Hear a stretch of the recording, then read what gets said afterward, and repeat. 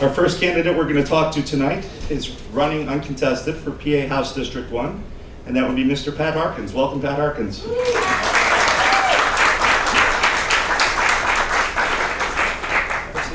Oh, okay. I didn't know how we were going to do this. We're just going to talk. That sounds good. Get some water if you need it. Thank you. You're welcome. Just going to go through a couple questions here. All right. And then open the floor.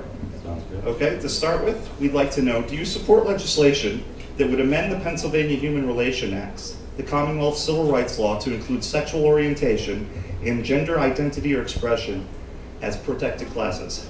Unequivocally, yes. Sorry, Jeff. Unequivocally, yes.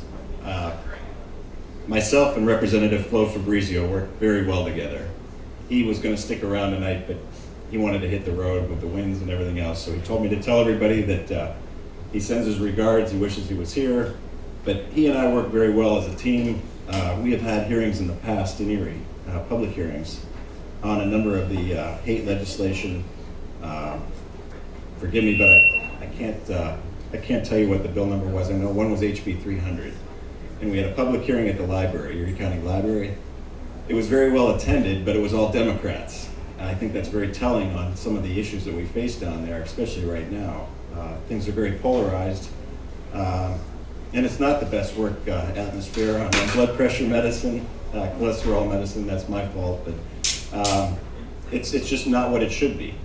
We need to get back to some working together and some continuity, and to bring some of these laws back in line that protect people and help people. Thank you, sir. We'd also like to know, do you support legislation that would amend the Title 18 Ethnic Intimidations Act to define crimes against individuals based on actual or perceived ancestry, mental or physical disability, sexual orientation, gender or gender identity as ethnic intimidation or hate crimes? Again, yes, unequivocally, yes. It's almost embarrassing in 2012 that we're dealing with these kind of issues. I was just speaking with somebody as we were starting about President Obama. And I said, I talk to people from Erie to Harrisburg, and I'm in Philadelphia lately quite a bit, but to hear them talk about, I'm not voting for this guy because this or that, and you and I know it comes down to this race, his skin color. And I tell people, I say, I'm not a bigot. Please don't talk that way around me. Don't express yourself in those kind of terms. It's embarrassing to see the person and to hear the person say that. And I always say to people that I know fairly well, if that person had a cure for cancer and you had a family member who had terminal cancer, and this person had the secret or the ability to cure that, would you still hate that person?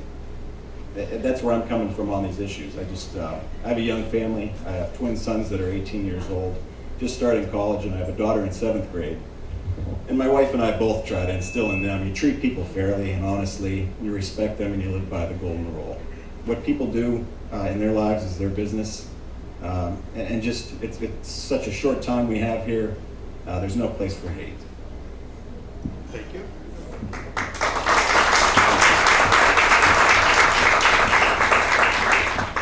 What else would you like to let gay, lesbian, bisexual, and transgender voters and their families, friends, and supporters concerned about GLBT issues know about you? Like I always say, I'm an open-minded individual. I try and see all sides of the issue. There's really not, I never exclude anybody from the equation. The night before a big vote or a week before a big vote on an issue, I always try to solicit the information that I can get to be a better legislator. I'm a representative of all the people. I don't limit myself to one faction or one group. I try to work with everybody, and I'll continue to try and do that. I'll continue to beat the drum. Again, I don't like what's going on in Harrisburg right now. It seems to be a wave that has swept the country, and I hope that it goes back to people working together and people being civilized with one another. I've got to leave for Harrisburg as soon as we're done, and I apologize for that. But like I said, if I can ever be of help to anybody, I know some of the people in the room and some of you I have helped, but I look forward to working with you in the future. And by all means, if a piece of legislation comes up and you think you need to weigh in, or you have a question for me, even send me an email. I answer my own emails. My staff's very good. I'm on 26th and Wallace, kitty corner from St. John's Church. But if I can ever be of help to you, please let me know. Thank you.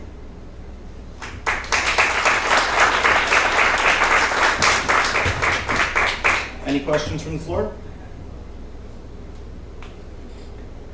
That was easy. Thank you. Ms. Jobs? Yes.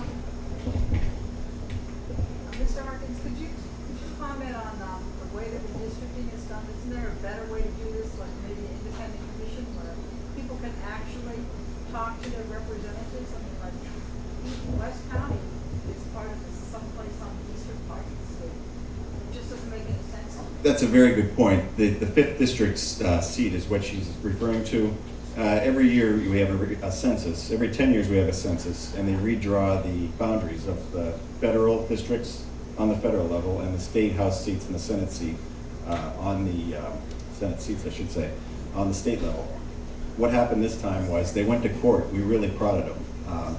We really beat the drum on how this wasn't fair and how we were excluded from the situation. But I reminded somebody from the AP when they called me early on in the process in February, and I said, my dad always said as a kid, and I grew up in a political household, never lose an election that ends in a 0.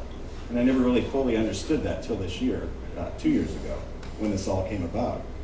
But what happens is the Republicans controlled everything, and so they naturally got to redraw the boundaries.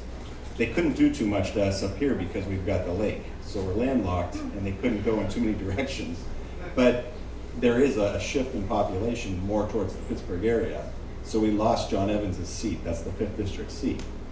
We had that postponed because of the closeness to the election in the primary. So now going forward, in 2 years, we'll lose that seat. So whoever's elected to that will have to run against the districts that are absorbed by that.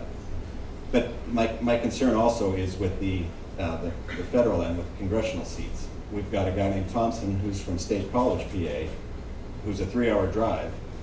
He might be the greatest thing since sliced bread, but he's got to drive 3 hours up. And if we need him here for an issue, he may have great staff, that can come up here and can work with us. But I really liked it when we had Kathy Dahlkemper here. It's nice when we have a homegrown person that does get out to all the other areas and everything else. But Erie is the 4th largest city. We should have some strong representation. And I worry going forward where that's going to leave us. But thank you for bringing that up. Anybody else? Thank you for coming, Thanks for having me. and have a safe trip back to Harrisburg. Thank you very much.